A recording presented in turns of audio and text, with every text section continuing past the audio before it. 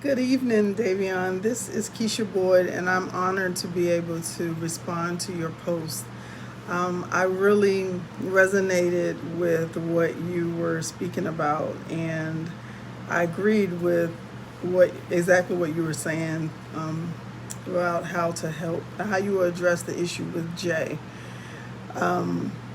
Building a rapport with him is excellent. That is definitely the the only thing that you really can do. I mean, it's hard to for someone to take advice or listen to someone when they don't feel like they're connected with them, or they don't feel like that person really understands. So yes, to lay the foundation of who he is and what he's about and what his passions are and what his beliefs are and where he is at that moment when he's in the office talking to a therapist is exactly what you need to do, and not dive right into what the issues are, because that's going to come. We have to be mindful of taking our time and not rushing a client through their process, because it takes a process. I was happy to hear that you said you would not force your religion on Jay, because definitely religion is not what he needs. It's the last thing that he needs, since that is one of his main issues, and because we're supposed to have a relationship with God and not a religion anyway. So it's good that that's not even brought up in the beginning, trying to address that, unless Jay brings that up or asks you a question personally. Also, you had stated about church not being a place. It's the body of believers that is the church. We are the church. So yes, definitely, if we can get Jay to turn his mind to what really is important, which is your relationship with God, and the outside is just, it's kind of irrelevant when you're trying to walk through a process. And because he had already went through the process of battling drugs, so a lot of all of that internal turmoil is really what's coming out, is really what he's seeing is happening.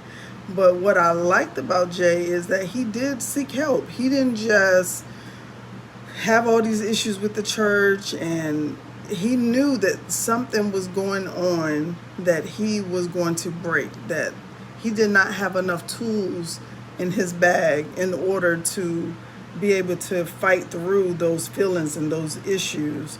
Because most of the time when we have an issue with someone or something going on, it's really an internal battle with something that's we're dealing with ourselves.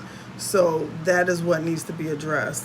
So it's good that Jay, like, to put him in a place where he is looking at positive things, that when you had mentioned about, because he actually went through being on drugs and actually came out on the other side, that is a great opportunity to be a witness for others. That is a great opportunity to use his own walk to help others. I'm pretty sure there's plenty of people that are at the church who are going through or had drugs or know somebody on drugs, where he can actually be a light, and he can actually be a really great tool for someone else to break through that cycle.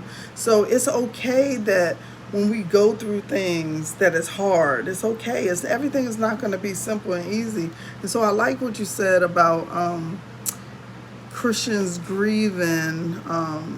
You said Christians might grieve a crisis of faith as if it was a loss because they feel separated from something or someone. So yes, I definitely agree with that.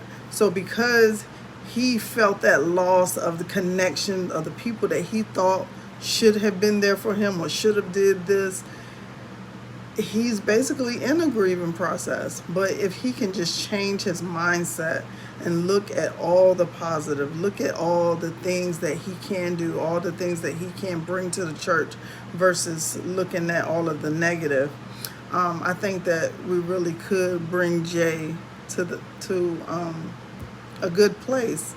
So I just thank you for the opportunity to address your discussion post, and I look forward to hearing more from you. Have a great evening.